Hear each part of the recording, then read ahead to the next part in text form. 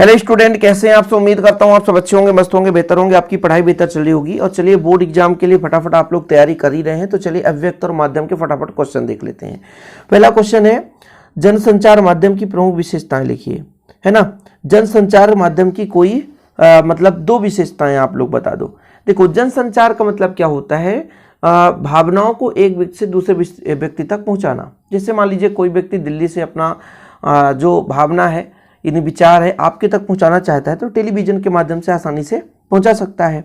ठीक है, तो इसमें कई द्वारपाल कार्य करते हैं। जनसंचार की विशेषताएं हैं, इनमें कई द्वारपाल कार्य करते हैं, इनका पैमाना बड़ा होता है, जनता की रुचि के अनुकूल कार्य करते हैं, औपचारिक संगठन है। ठीक, चलिए, जनसंचार माध्यम के प्रमुख दोष क्या है। फीडबैक का अभाव। फीडबैक का मतलब ये होता है, जैसे टीवी में कोई चीज़ आप देख रहे हो, उसका यदि आप फीडबैक देना चाहते हो तो आप नहीं दे सकते। दे सकते हैं? नहीं दे सकते भैया, किसी दम पे नहीं दे सकते। रेडियो के माध्यम से यदि आप फीडबैक देना चाहें, नहीं दे सकते हैं। ठीक है, आजकल तो मान लीजिए यूट्यूब पे वीडियोस देख करके कमेंट में आप कर सकते हैं, लेकिन फीडबैक आप टेलीविजन के माध्यम से नहीं दे सकते। जनसंचार माध्यम की प्रमुख प्रकार लिखिए। संचार माध्यम के प्रमुख प्रकार समाचार पत्र पत्रिकाएं, रेडियो, टीवी, सिनेमा और इंटरनेट। ये मैंने पहले ही बता दिया। समाचार पत्र आप पढ़ लो, इसका फीडबैक आप नहीं दे पाओगे। पढ़ लिए समाचार, रोज का रोज पेपर आ रहा है, उसका आप फीडबैक कैसे दे पाएंगे, ये चीज़ होता है, तो उसकी कमियां हैं।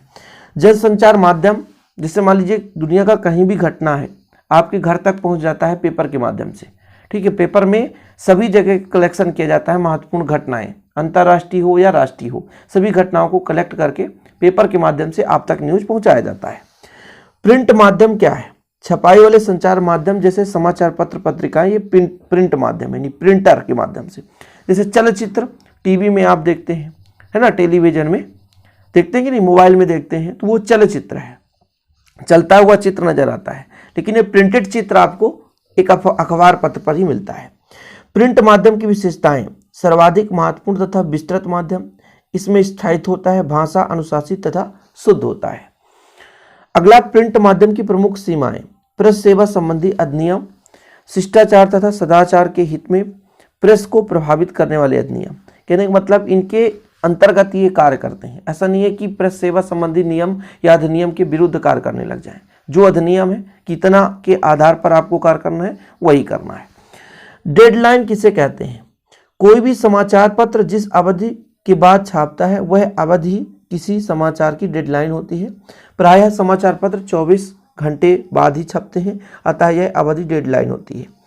24 घंटे के बाद का मतलब ये होता है, जैसे अभी घटना घटित हो गया, वो न्यूज पहुंच गया, है ना, न्यूज रिपोर्टर के पास, या मान लीजिए दैनिक भास्कर के पास। अब वो न्यूज़पेपर अभी तुरंत आपको नहीं मिल जाएगा, अगले दिन जो न्यूज़पेपर आएगा, उस न्यूज़पेपर में वो आपका जो न्यूज होता है रहता है। जैसे मान लीजिए आज का जो भी घटित घटनाएं हैं, है ना, आज के जो भी घटित घटनाएं हैं, वो शाम तक जब तक छपेगा पेपर, तब तक में, है ना, वो आपको कलेक्ट करके मतलब ले लिया जाएगा।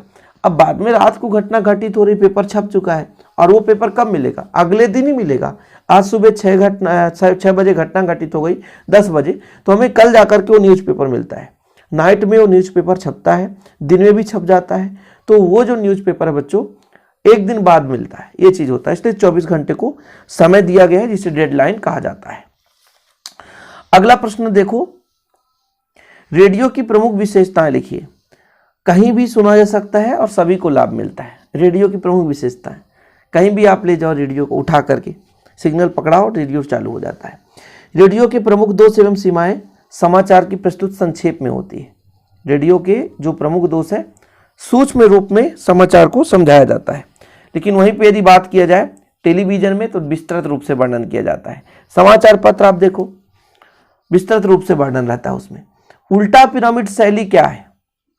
समाचार लेखन की शैली, सबसे पहले महत्वपूर्ण बात, फिर कम महत्वपूर्ण, सबसे कम महत्व बाद अंत में।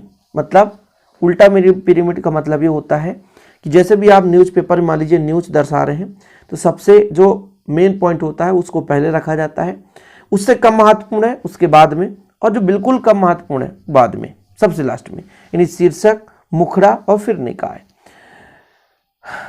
आगे देखो, टेलीविजन की खबरों के विभिन्न चरणों के नाम।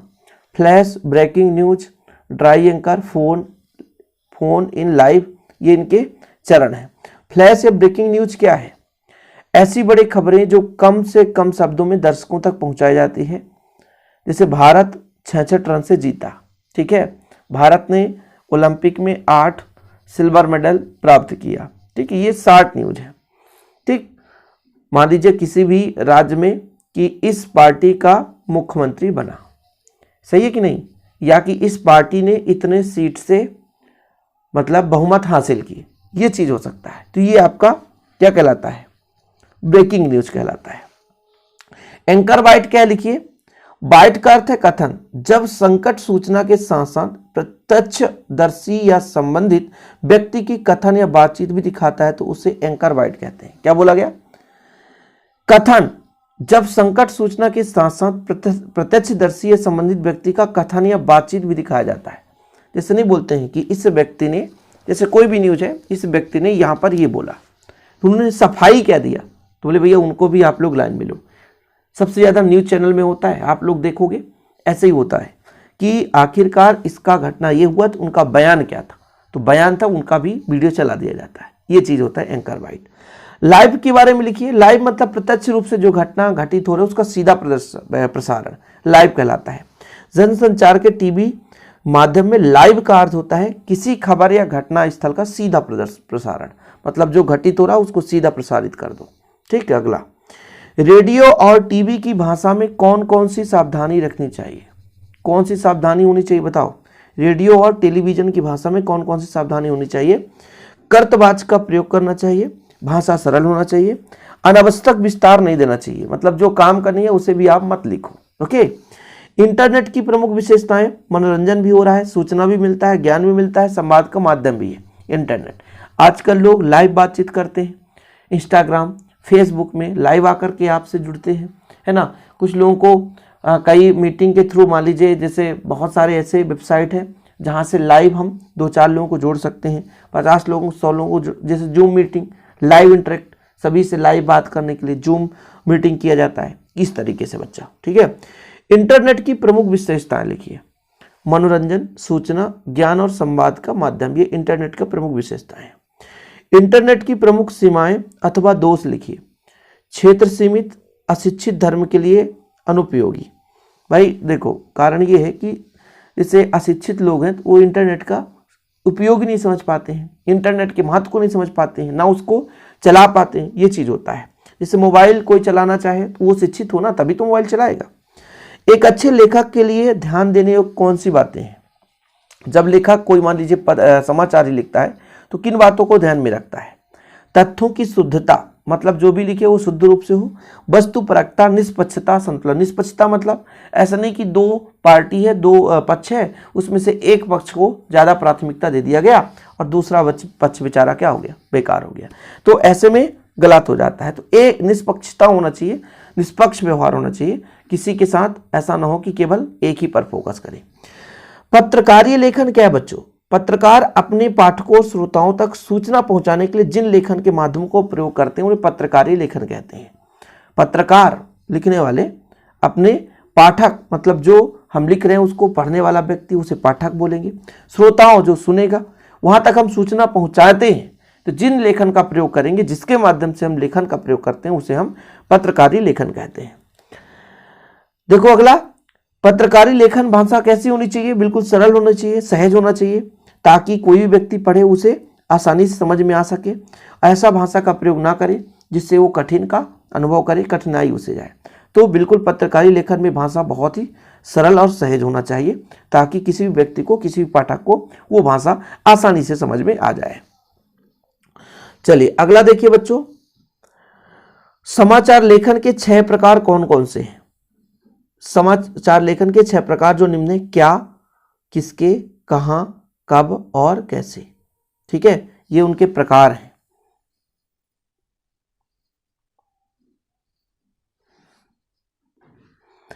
अगला क्वेश्चन है, फीचर कैसे लिखें? फीचर किसे कैसे लिखें? फीचर ऐसी रचनात्मक तथा कुछ स्वानुभूति मूलक लेख है जिसका गठन किसी घटना, स्थिति अथवा जीवन के किसी पक्ष के संबंध में पाठक का मूलतः मनोरंजन करने एवं सूचना देने के उद्देश्य में किया गया हो। यह अर्थात ही व्यक्तिगत अभिव्यक्ति है।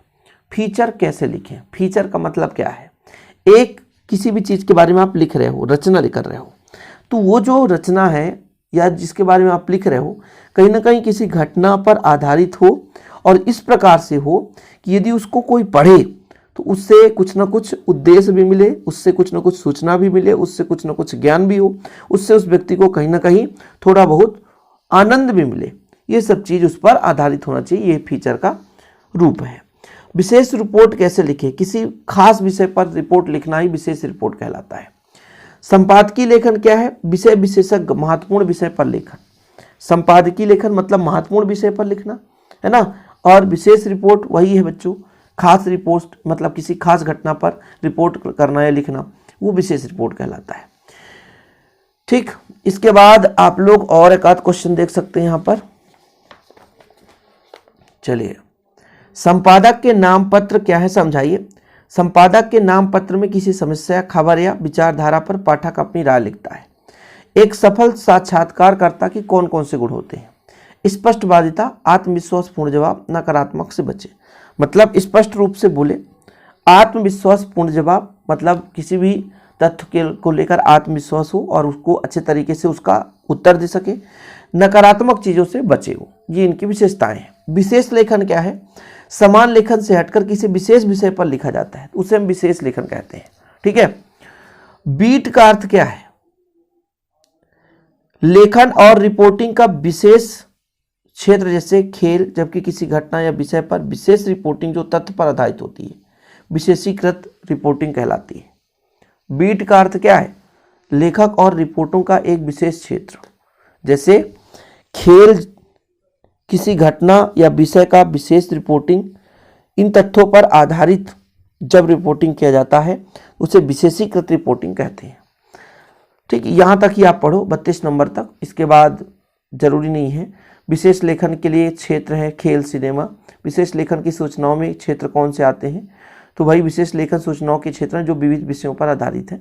कोई दिक्कत नहीं, यहाँ तक आप पढ़ सकते हैं। ठीक है। और ये आपका क्वेश्चन बैंक है यार, क्वेश्चन बैंक से आपको सोल्यूशन कराया जा रहा है। क्वेश्चन बैंक तो आपका तैयार ही रहना चाहिए, है ना। और भी आगे ऐसे क्वेश्चन हम आपके लिए लाएंगे। 2 नंबर का एक क्वेश्चन पूछा जाता है, इसलिए थोड़ा बहुत आपको तैयार कर लेना चाहिए। ओके बच्चों, आज के लिए इतना ही। जय हिंद, वंदे मातरम।